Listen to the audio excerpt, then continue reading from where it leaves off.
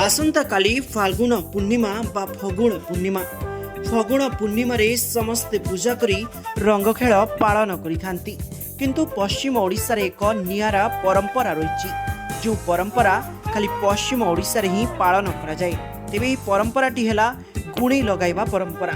फगुण पूर्णिमा दिन रे समस्ते निज निज घर रे तीनोटी फल आंब, चार, महुड़ सह सागर पट्टी आउ पड़ास फूल को चढ़ाई निज देवादेवी तथा इष्टदेवी ठारे पूजा करिथांती।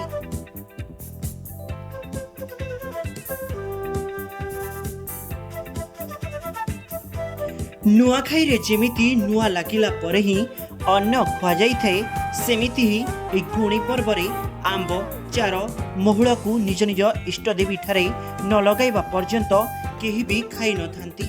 इष्टदेवी ठारे अर्पण कला परे ही एई तीनोटी फल को समस्ते खाई थांती।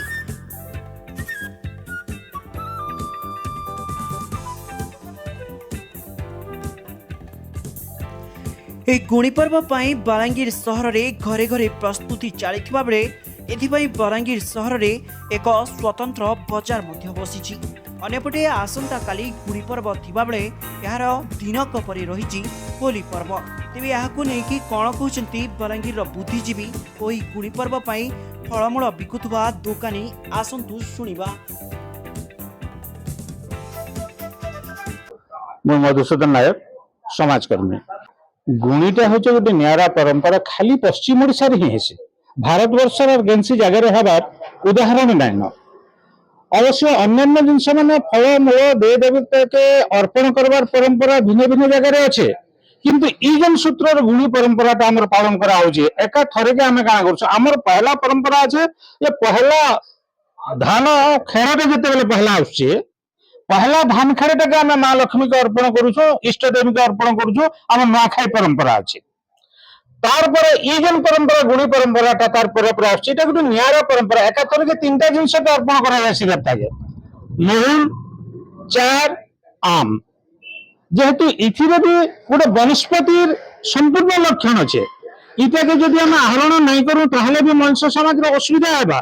पशु पक्षी भी इटार ऊपर निर्भर करूछन। तो इटा पहला जेते बेला होउछे चार, महुल और आम, इटाके आमर इष्टदेवी ठाने पहला अर्पण करछु। ऐसी चार, महुल और आम इटाके नहीं करा जायछि। एवं ए दिन माने खीरी पिठा करी दे देवता को जंत पूजा करा जायछि, पूजा करा जायछि। आ इटा निज निज इष्टदेवी, निज घर इष्टदेवी जे जहार अछन से इष्टदेवी मान को अर्पण करा जायछि, पूजा कराई थे। देखुन जेते बेले फगुन पसी तो गोटे बहुत बड़ जिनिस ऐसी फल माने सृष्टि जेते बेले गोटे ऐसी परंपरा उपरे आंब, बौल, चार जेन हिसाब से आसुची, तो सेटा के प्रकृति देवी की पूजा करा आसी।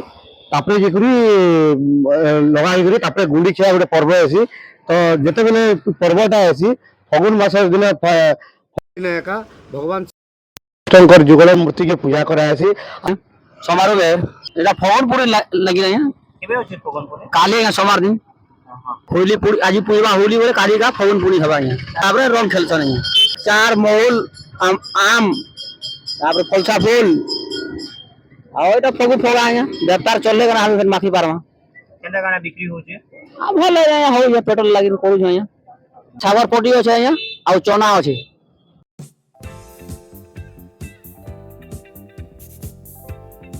Balangir Shambhunath Sahu report, news 18 local.